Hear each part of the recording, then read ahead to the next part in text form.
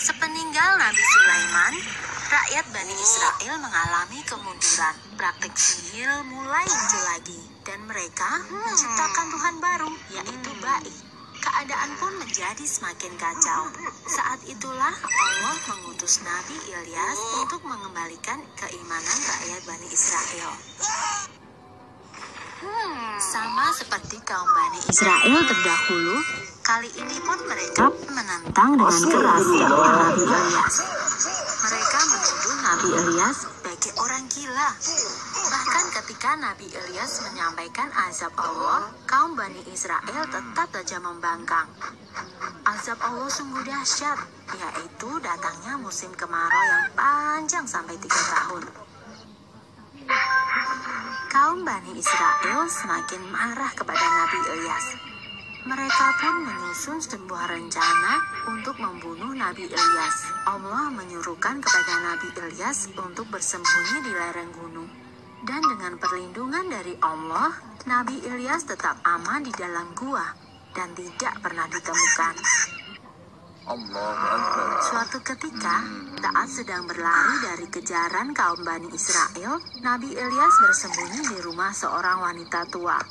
Ia hanya tinggal bersama Ilyasa, anaknya yang sedang terbaring sakit. Wanita tua itu tahu siapa Nabi Ilyas dan berjanji akan memberikan tempat untuk bersembunyi. Ia pun memohon agar Nabi Ilyas berdoa bagi kesembuhan anaknya. Nabi Ilyas memenuhi permintaan wanita tersebut. Dan atas izin Allah, Ilyasa pun sembuh dari penyakitnya. Setelah itu, Ilyasa menjadi pengikut sekaligus murid dari Nabi Ilyas.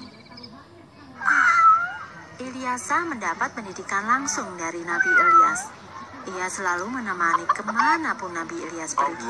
Ada kisah yang menyebut bahwa Ilyasa adalah anak angkat Nabi Ilyas.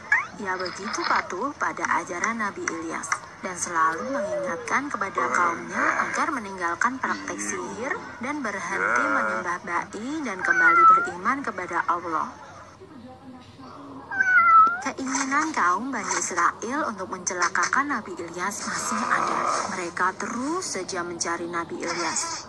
Perilaku mereka ini membuat Allah murka, sehingga datanglah azab bagi kaum Bani Israel. Musim kemarau panjang datang selama 3 tahun. Ladang pertanian mengering, ternak semua mati, dan sumber air pun mengering. Bencana kekeringan ini menyadarkan kaum Bani Israel. Mereka teringat pada ucapan Nabi Ilyas bahwa patung Ba'i yang mereka anggap Tuhan tidak akan mampu menyelamatkan mereka. Kini mereka pun berniat mencari Nabi Ilyas untuk bertaubat dan memohon pertolongan.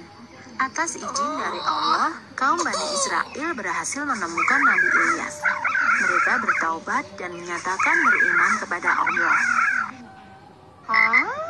Kaum Bani Israel menepati janji mereka. Kini mereka hidup dengan tentram dan beribadah sesuai dengan ajaran Nabi Ilyas. Setelah Nabi Ilyas wafat, Ilyasa meneruskan perjuangan sang Nabi untuk terus berdakwah. Dan kemudian Allah mengangkat Ilyasa sebagai nabinya. Selama masa kepemimpinan Nabi Ilyas dan Nabi Ilyasa, kaum Bani Israel hidup dalam kemakmuran dan kedamaian.